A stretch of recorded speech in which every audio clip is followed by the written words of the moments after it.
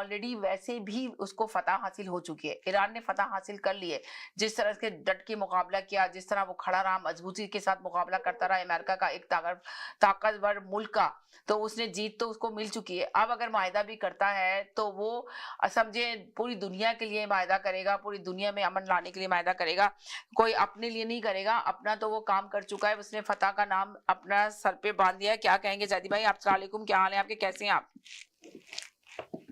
وعلیکم السلام. جی کیا کہیں گے یہ جو 24 گھنٹے دیے ہیں ٹرمپ صاحب نے؟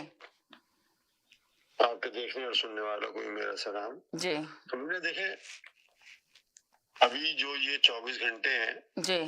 یہ اضافہ ہے، اس سے پہلے 48 گھنٹے دیے تھے اور اس کے بعد یہ 24 گھنٹے کی مزید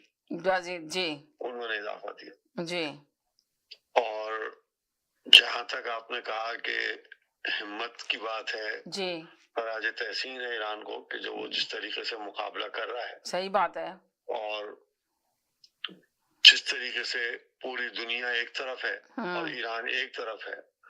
اور اس کے باوجود یہ تقریباً 36واں دن ہے میرے خیال سے اس جنگ کا جو ابھی تک جاری ہے، اور ایران اس کا اپنی ہمت سے، اپنی پوری جذبے سے اور پاک پروردگار کے دیے ہوئے جذبے اور تعاون کے ذریعے جی یہ سب کچھ کر رہا ہے. جی جی جہاں تک آپ کا تعلق یہ کہنے کا ہے کہ اگر خدا نہ خواستہ کوئی بڑا حملہ ہو جاتا ہے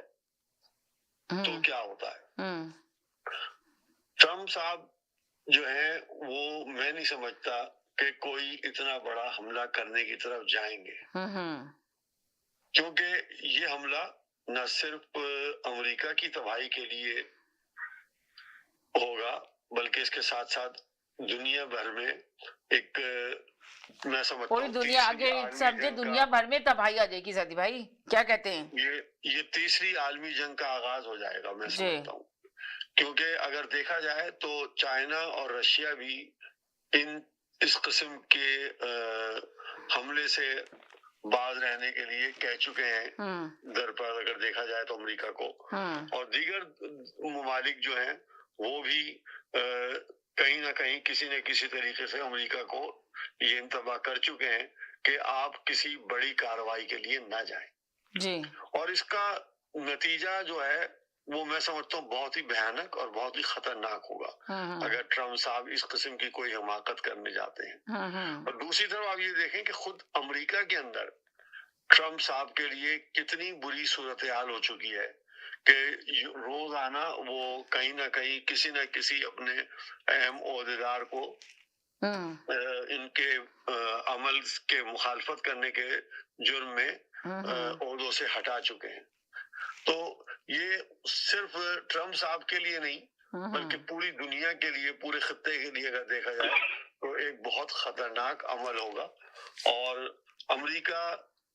جو گزشتہ دن آپ نے دیکھا ہوگا اگر جو واقعہ ہوا تھا کہ فوجی اپنے پائلٹ کو تلاش کرنے کا جو انہوں نے ایک بہانہ دنیا کے سامنے لگایا کہ ہم اپنے پائلٹ تلاش کر رہے تھے، لیکن اس کے بارے میں اگر عالمی ماہرین اور تجزیہ نگاروں کے بارے میں اگر آپ دیکھیں تو وہ کہتے ہیں کہ اب تک موجودہ دور کے اندر سب سے زیادہ نقصان امریکہ کو اس آپریشن میں ہوا جو وہ دنیا کو سامنے بتا رہے ہیں کہ ہم اپنے پائلٹ کی تلاش کے لیے گئے تھے. دنیا اور خاص کر امریکہ کے ایک اہم جو ان کے خفیہ ادارے کے سابقہ کارکن تھے جناب ہینری ولسن کر کے نام ہے یا لیری ولسن، ان کا اگر آپ کل کا تجزیہ سنیں تو وہ کہتے ہیں کہ وہ اس میں امریکہ کے تقریباً 7 سے 10 طیارے اور ہیلی کاپٹروں کو تباہ ہوئے ہیں اس واردات میں. وہ صرف پائلٹ کو بچانے کے لیے نہیں بلکہ وہ رچ یورینیم کو چھیننے کے لیے یا چوری کرنے کے لیے ایک بہت بڑا امریکہ کا آپریشن تھا جس میں C-130 طیارے بھی تھے، ہیلی کاپٹر سی ہاک ہیلی کاپٹر بھی تھے، F-15 بھی تھے، اور وہ سب کے سب اگر دیکھا جائے تو ایران نے اپنی خودداد صلاحیتوں کی بنیاد پہ ان سب کو ختم کیا اور تباہ کیا، جس کے اب دعوے میں اب دیکھیں وہ یہ کہہ رہے ہیں کہ جی ہمارے وہ C-130 طیارے تھے وہ زمین